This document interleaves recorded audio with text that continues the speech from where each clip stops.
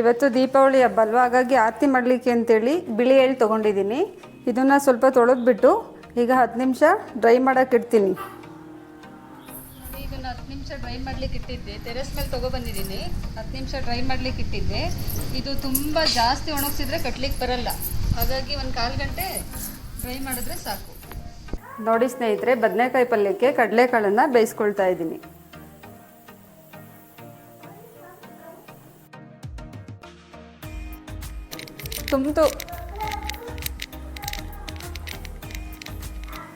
ಬನ್ನಿ ಸ್ನೇಹಿತರೆ, ಈಗ ಪಲಾವ್ ಮಾಡೋದನ್ನು ತೋರಿಸ್ಕೊಡ್ತೀನಿ.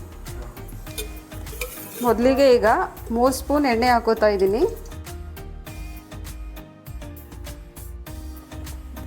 ನೋಡಿ ಫ್ರೆಂಡ್ಸ್, ಈಗ ನಾನು ಮೊದಲಿಗೆ ಹಸಿಮೆಣಸಿನಕಾಯಿನ ಹಾಕ್ತಾ ಇದ್ದೀನಿ.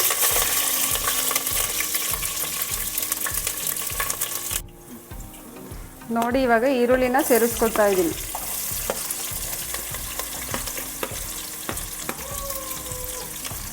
ನೋಡಿ ಇವಾಗ ಕರಿಬೇವು ಹಾಕ್ತಾ ಇದ್ದೀನಿ.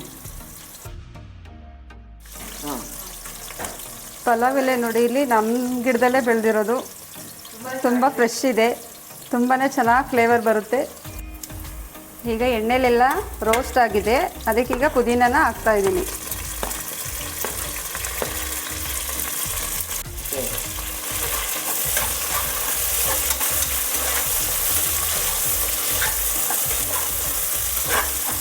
ಪುದೀನ ಫ್ಲೇವರು ಮತ್ತು ಪಲಾವ್ ಎಲೆ ಫ್ಲೇವರ್ ಎಲ್ಲ ಆಯಿಲಲ್ಲಿ ಬಿಟ್ಕೊಂಡಿದೆ, ಅದಕ್ಕೀಗ ನಾವು ಟೊಮೊಟೊನ ಆ್ಯಡ್ ಮಾಡ್ತಾ ಇದ್ದೀವಿ.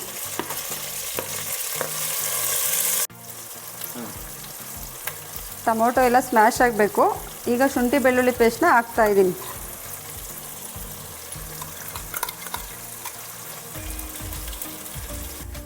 ಟೊಮೊಟೊ ಎಲ್ಲ ನೀಟಾಗಿ ಸ್ಮ್ಯಾಶ್ ಆಗಿದೆ. ಈಗ ಬೀನ್ಸು ಮತ್ತು ಕ್ಯಾರೆಟ್ ಎಲ್ಲ ಚಿಕ್ಕ ಚಿಕ್ಕದಾಗಿ ಹೆಚ್ಕೊಂಡಿದ್ದೀನಿ. ತರಕಾರಿನ ಹಾಕ್ತಾ ಇದ್ದೀನಿ. ಈಗ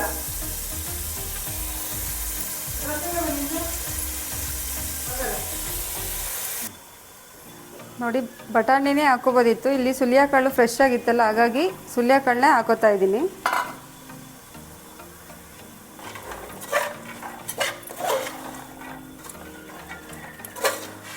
ತರಕಾರಿ ಎಲ್ಲ ಸೇರಿಸ್ಬಿಟ್ಟು ಈಗ ನೀಟಾಗಿ ಮಿಕ್ಸ್ ಮಾಡ್ತಾ ಇದ್ದೀನಿ. ತರಕಾರಿಗೆಲ್ಲ ಉಪ್ಪಿಡಿಬೇಕಲ್ವ, ಹಾಗಾಗಿ ನಾವು ಕ್ವಾಂಟಿಟಿ ನೋಡಿಕೊಂಡು ಎಷ್ಟು ಉಪ್ಪು ಬೇಕಾಗುತ್ತೆ ಅಷ್ಟನ್ನ ಹಾಕ್ಕೋತಾ ಇದ್ದೀವಿ. ಒಂದು ಸಣ್ಣ ಸ್ಪೂನಲ್ಲಿ ಅರಿಶಿನ ಪುಡಿ ಸೇರಿಸ್ತಾ ಇದ್ದೀನಿ.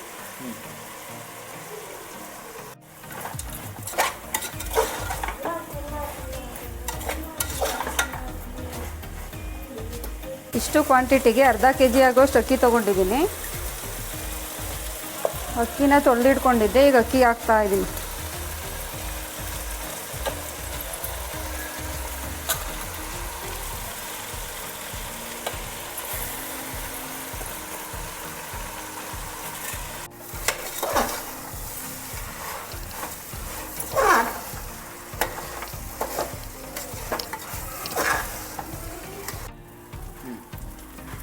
ಚಕ್ಕೆ ಬದಲಿಗೆ ನಾನು ಚಕ್ಕೆ ಮತ್ತು ಲವಂಗ ಫ್ರೆಶ್ಶಾಗಿ ಪೌಡರ್ ಮಾಡಿ ಇಟ್ಕೊಂಡಿದ್ದೆ, ಅದನ್ನು ಸೇರಿಸ್ಕೊತಾ ಇದ್ದೀನಿ. ಒಂದು 3 ಏಲಕ್ಕಿನ ಹಾಕ್ತಿದ್ದೀನಿ. ಬಿಸಿ ನೀರು ಇಟ್ಕೊಂಡಿದ್ದೆ, ಬಿಸಿ ನೀರು ಹಾಕ್ತಾಯಿದ್ದೀನಿ.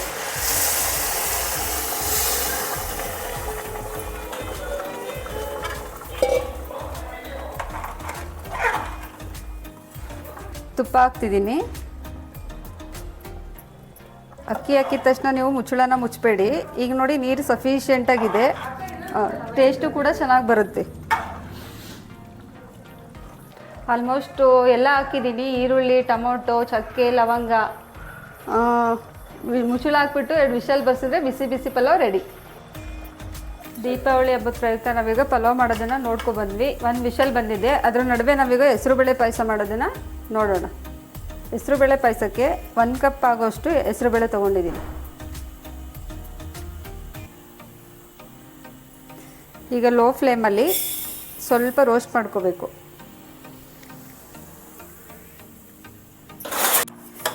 ಲೋ ಫ್ಲೇಮಲ್ಲೇ ಹೆಸರುಬೇಳೆನ ರೋಸ್ಟ್ ಮಾಡ್ಕೊಳ್ಳಿ. ತೀರಾ ಬ್ರೌನಿಶ್ ಆದರೆ ಪಾಯಸ ಅಷ್ಟು ಟೇಸ್ಟಿಯಾಗಿ ಬರಲ್ಲ. ಆಲ್ಮೋಸ್ಟ್ ಹೆಸರುಬೇಳೆ ಎಲ್ಲ ರೋಸ್ಟ್ ಆಗಿದೆ. ಈಗ ಒಂದು ಕುಕ್ಕರ್ ಇಟ್ಬಿಟ್ಟು ಅದರಲ್ಲಿ 2 ವಿಷಲ್ ಬರ್ಸ್ಕೊಳ್ಳೋಣ.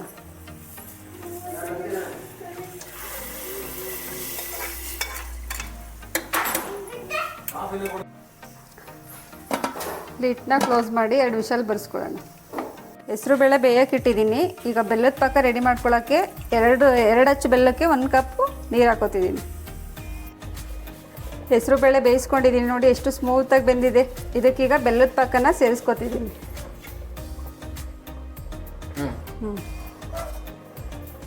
ಜಾಸ್ತಿ ನೀರೆಲ್ಲ ಹಾಕ್ಕೊಂಡು ಪಾಕ ಮಾಡ್ಕೊಳಕ್ಕೆ ಹೋಗಬೇಡಿ, ಸ್ವಲ್ಪ ನೀರು ಹಾಕ್ಕೊಂಡು ಪಾಕ ಮಾಡ್ಕೊಳ್ಳಿ. ಈಗ ಬೆಲ್ಲನ ನಾನು ಶೋಧಿಸ್ಕೊತಾ ಇದ್ದೀನಿ.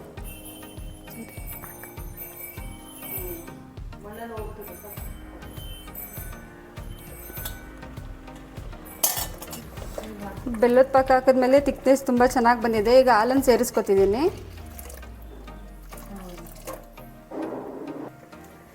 ಏಲಕ್ಕಿ ಜಜ್ಜಿ ಪೌಡ್ರ್ ಮಾಡ್ಕೊಂಡಿದ್ದೀನಿ. ಈಗ ಏಲಕ್ಕಿ ಪೌಡ್ರನ್ನ ಸೇರಿಸ್ತಿದ್ದೀನಿ.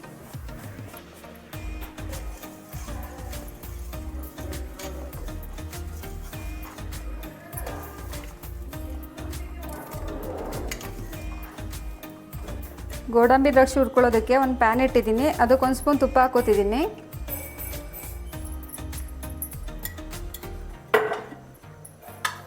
ಸ್ವಲ್ಪ ಬಿಸಿಯಾಗಿದೆ, ಗೋಡಂಬಿ ಹಾಕ್ತಿದ್ದೀನಿ.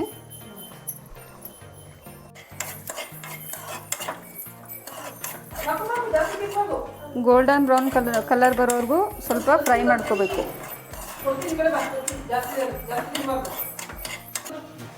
ಗೋಡಂಬಿ ಜೊತೆಗೆ ದ್ರಾಕ್ಷಿ ಸೇರಿಸ್ತಿದ್ದೀನಿ.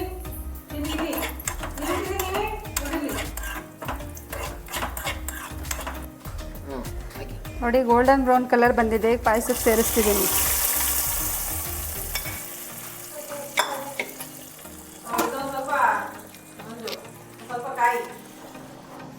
ಆಲ್ಮೋಸ್ಟ್ ಕಾಯಿ ತುರಿನ ಯಾರೂ ಹಾಕೋದಿಲ್ಲ. ಟೇಸ್ಟು ತುಂಬ ಚೆನ್ನಾಗಿ ಬರುತ್ತೆ ಅಂತೇಳಿ ಫ್ರೆಶ್ ತೆಂಗಿನಕಾಯಿ ತುರಿನ ತೊಗೊಂಡು ಹಾಕ್ತಿದ್ದೀನಿ. 1 ಕಪ್ಪು ತೆಂಗಿನಕಾಯಿ ತುರಿ ಸೇರಿಸ್ತಿದ್ದೀನಿ. ಜಾಸ್ತಿ ಕುದಿಸೋದೇನು ಬೇಡ. ಈಗ ಪಾಯಸ ಎಲ್ಲ ಆಲ್ಮೋಸ್ಟ್ ರೆಡಿಯಾಗಿದೆ. ತಣ್ಣಗಾದ್ಮೇಲೆ ಗಟ್ಟಿಯಾಗುತ್ತೆ, ಟೇಸ್ಟ್ ಕೂಡ ತುಂಬ ಚೆನ್ನಾಗಾಗುತ್ತೆ. ಆಲ್ಮೋಸ್ಟ್ ಹೆಸರುಬೇಳೆ ಪಾಯಸ ಎಲ್ಲ ರೆಡಿಯಾಗಿದೆ ನೋಡಿ ಫ್ರೆಂಡ್ಸ್. ಥಿಕ್ನೆಸ್ ಕೂಡ ತುಂಬ ಚೆನ್ನಾಗಿ ಬಂದಿದೆ. ಈಗ ಸ್ಟವ್ನ ಆಫ್ ಮಾಡ್ತಿದ್ದೀನಿ. ತಣ್ಣಗಾದ್ಮೇಲೆ ಇನ್ನೂ ಕೂಡ ಚೆನ್ನಾಗಾಗುತ್ತೆ ನೋಡಿ ಫ್ರೆಂಡ್ಸ್. ನಾನು ಬದನೆಕಾಯಿ ಪಲ್ಯಕ್ಕೆ ಕಡಲೆಕಾಳನ್ನ ಬೇಯಿಸಿಟ್ಕೊಂಡಿದ್ದೀನಿ. ಈಗ ಒಂದು ಕುಕ್ಕರಲ್ಲಿ ತರಕಾರಿ ಎಲ್ಲ ಹಾಕ್ಬಿಟ್ಟು ವಿಷಲ್ ಹೊಡ್ಸ್ಕೊತೀನಿ. ಮೊದಲಿಗೆ ನಾನು ಆಲೂಗಡ್ಡೆ ಹಾಕ್ತಾಯಿದ್ದೀನಿ.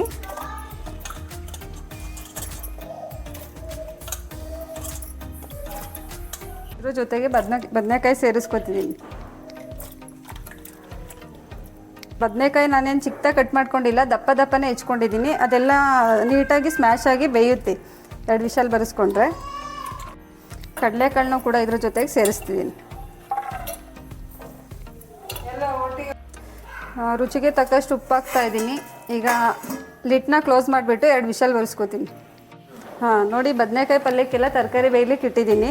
ಅದರ ನಡುವೆ ನಾನೀಗ ದೀಪದ ಆರತಿ ಮಾಡಲಿಕ್ಕೆ ಎಳ್ಳನ್ನು ತೊಳೆದ್ಬಿಟ್ಟು ನೀಟಾಗಿ ಒಣಗಿಸ್ಕೊ ಬಂದಿದ್ದೀನಿ. ನೋಡಿ ನೀರಿನ ಅಂಶ ಎಲ್ಲ ಕಡಿಮೆ ಆಗಿದೆ. ಇದಕ್ಕೆ ನೀರೇನು ಹಾಕ್ಕೊಳ್ಳೋಂಗಿಲ್ಲ, ಹಾಗೆ ಮಿಕ್ಸಿ ಮಾಡ್ಕೋಬೇಕು.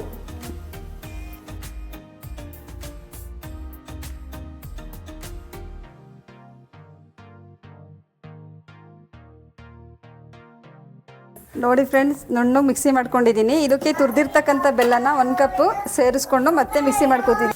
ನೋಡಿ ವೀಕ್ಷಕರೇ, ಈಗ ಎಳ್ಳೆಲ್ಲ ತುಂಬ ಚೆನ್ನಾಗಿ ರುಬ್ಕೊಟ್ಟಿದ್ದಾರೆ ನನ್ನ ಸೊಸೆ. ನಾನು ಇವಾಗ ಅದನ್ನು ಉಂಡೆ ಮಾಡ್ತಾಯಿದ್ದೀನಿ. ಇದು ಚಿಕ್ಕಮಂಗ್ಳೂರಲ್ಲಿ ತುಂಬ ಚೆನ್ನಾಗಿ ಜೋರಾಗಿ ಹಬ್ಬ ದೀಪಾವಳಿ. ದೇವರಮ್ಮಂದು ಜಾತ್ರೆ ಎಲ್ಲ ಆಗುತ್ತೆ. ಆ ದೇವರಮ್ಮಗೆ ನಾವು ಬೆಳಗಕ್ಕೆ ಆರತಿ ಮಾಡಬೇಕು. ಅದಕ್ಕೋಸ್ಕರ ನಾನು ಆರತಿ ರೆಡಿ ಮಾಡ್ತಾಯಿದ್ದೀನಿ. ಇದಕ್ಕೆ ಎಣ್ಣೆ ಹಾಕಿ ಬತ್ತಿ ಹಾಕಿ ದೇವ್ರ ದೀಪ ಹಚ್ಚಬೇಕು. ಹಂಗಾಗಿ ನಾವು ಈ ಥರ ರೌಂಡ್ ಶೇಪ್ ಮಾಡಿಕೊಂಡು ಇದ್ರ ಜೊತೆಗೆ ಹಣ್ಣು ಊದುಬತ್ತಿ ಎಲ್ಲ ಇಟ್ಕೊಂಡು ದೇವರಮ್ಮಗೆ ಆರತಿ ಮಾಡೋಕ್ಕೆ ಮಾಡ್ತೀವಿ. ಆವಾಗಲೇ ಜೋಳ ಬೇಯಿಸಿ ಇಟ್ಕೊಂಡಿದ್ವಿ. ಈಗ ಅದನ್ನು ಬಿಡಿಸ್ಕೊತಾ ಇದ್ದೀವಿ. ನೋಡಿ ಈ ಥರ ಕೋಸಂಬರಿಗೆ ಬಿಡಿಸ್ಕೊತಾ ಇರೋದು. ಬದನೆಕಾಯಿ ಗೊಜ್ಜಿಗೆ ಬಾಣಲಿಗೆ ಎಣ್ಣೆ ಹಾಕ್ಕೊಂತಿದ್ದೀನಿ. ಈಗ ಗೊಜ್ಜು ಮಾಡೋಣ ಬನ್ನಿ ನೋಡೋಣ. ಈಗ ನೋಡಿ ಈರುಳ್ಳಿ ಹಾಕ್ತಾಯಿದ್ದೀನಿ.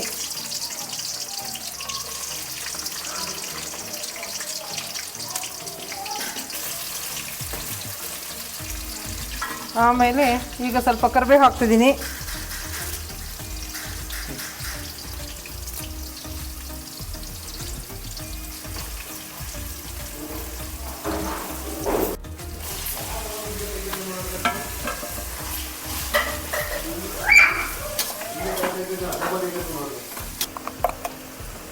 ಶುಂಠಿ ಬೆಳ್ಳುಳ್ಳಿ ಪೇಸ್ಟ್ ಹಾಕ್ತಾಯಿದ್ದೀನಿ, 1-2 ಸ್ಪೂನು.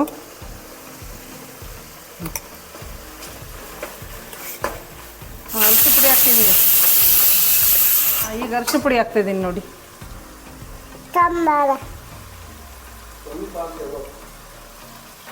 ಹಾಂ, ಗರಂ ಮಸಾಲೆ ಹಾಕ್ತಿದ್ದೀನಿ ಸ್ವಲ್ಪ.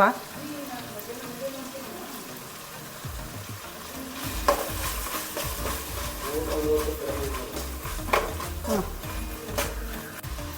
ಕೊತ್ತಂಬರಿ ಸೊಪ್ಪು ಹಾಕ್ತಾಯಿದ್ದೀನಿ ನೋಡಿ ಸ್ವಲ್ಪ.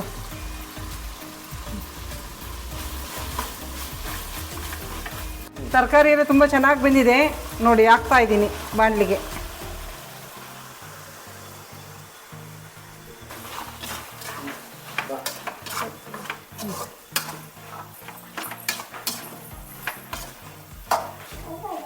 ನೋಡಿ ಈಗ ಕಾಯಿ ತುರಿ ಹಾಕ್ತಾಯಿದ್ದೀನಿ, ಇದು ಲಾಸ್ಟ್ ಫೈನಲ್ಲು. ಚೆನ್ನಾಗಾಗುತ್ತೆ ಈಗ ನೋಡಿ.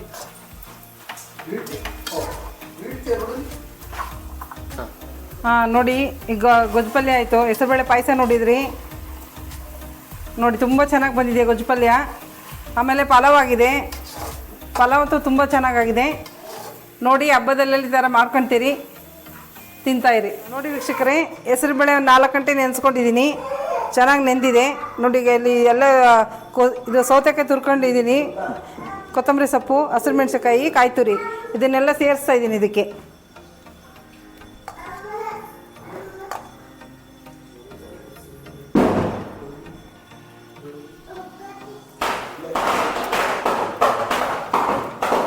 ನೋಡಿ ಈಗ ಮೊದಲೇ ಲಾಸ್ಟಿಗೆ ಉಪ್ಪು ಹಾಕಬೇಕು, ಯಾಕೆಂದರೆ ಮೊದಲಿಗೆ ಉಪ್ಪು ಹಾಕಿದ್ರೆ ಜಾಸ್ತಿ ನೀರು ಬಿಟ್ಕೊಂಡ್ಬಿಡುತ್ತೆ. ಸೌತೆಕಾಯಿ ನೀರಿರುತ್ತೆ, ಹೆಸರುಬೇಳೆ ಚೆನ್ನಾಗಿ ನೀರು ಹೀರ್ಕೊಂಡಿರುತ್ತೆ, ಹಾಗಾಗಿ ಲಾಸ್ಟಿಗೆ ಉಪ್ಪು ಹಾಕಿದ್ರೆ ತುಂಬ ಚೆನ್ನಾಗಾಗುತ್ತೆ. ಇದಕ್ಕೊಂದು ಲಾಸ್ಟಿಗೆ ಉಪ್ಪು ಹಾಕ್ತಾಯಿದ್ದೀನಿ.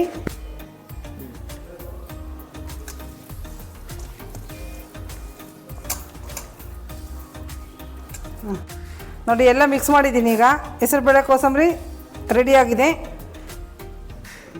ಕಾನೆಲ್ಲ ತುಂಬ ಚೆನ್ನಾಗಿ ಬೇಯಿಸ್ಕೊಂಡಿದ್ದೀನಿ. ಬೇಯಿಸ್ಕೊಂಡಾದ್ಮೇಲೆ ನೋಡಿ ದಾಳಿಂಬೆ ಬಿಡಿಸ್ಕೊಂಡಿದ್ದೀನಿ, ದಾಳಿಂಬೆ ಹಾಕ್ತಾಯಿದ್ದೀನಿ.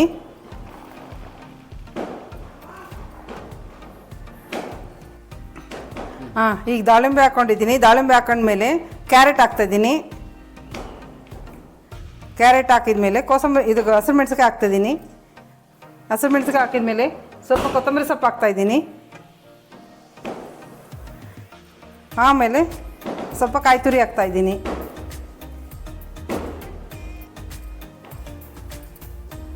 ಹಾಂ ನೋಡಿ, ಸ್ವಲ್ಪ ಉಪ್ಪು ಸೇರಿಸಿ ತುಂಬ ಚೆನ್ನಾಗಿ ಮಿಕ್ಸ್ ಮಾಡ್ತಿದ್ದೀನಿ.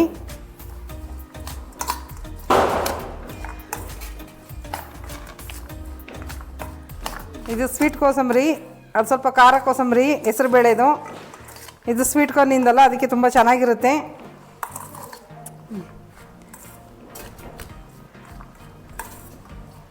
ಬದನೆಕಾಯಿ ಗೊಜ್ಜಾಯಿತು. ಈಗ ಕೋಸಂಬರಿ ನೋಡಿ, ಇದು ಹೆಸರುಬೇಳೆ ಕೋಸಂಬರಿ ಮಾಡಿದ್ದೀನಿ, ಇದು ಸ್ವೀಟ್ ಕಾರ್ನಿಂದ ಕೋಸಂಬರಿ ಮಾಡಿದ್ದೀನಿ. ಹಬ್ಬಕ್ಕೆ ತುಂಬಾ ಚೆನ್ನಾಗಿರುತ್ತೆ. ದೀಪಾವಳಿ ಹಬ್ಬ ಸ್ಪೆಷಲ್ಲು, ಹಂಗಾಗಿ ತುಂಬಾ ಚೆನ್ನಾಗಾಗುತ್ತೆ. ಈಗ ನಾವು ದೇವ್ರ ದೀಪ ಹಚ್ಚಕ್ಕೆ ಹೋಗಬೇಕು. ಎಳ್ಳಿಂದ ದೀಪ ಮಾಡಿದ್ದೀನಿ, ಅದನ್ನು ಈಗ ದೇವ್ರಿಗೆ ಹಚ್ಚಬೇಕು. ದೇವರಿಗೆ ಹಚ್ಚಿ ಆದಮೇಲೆ ಎಲ್ಲ ಫ್ಯಾಮಿಲಿ ಸಮೇತ ಸೇರಿಕೊಂಡು ಎಂಜಾಯ್ ಮಾಡಿ. ತುಂಬಾ ಚೆನ್ನಾಗಿದೆ, ಅಡುಗೆನೇ ತುಂಬ ಚೆನ್ನಾಗಾಗಿದೆ. ಎಲ್ಲರೂ ಎಂಜಾಯ್ ಮಾಡಿ.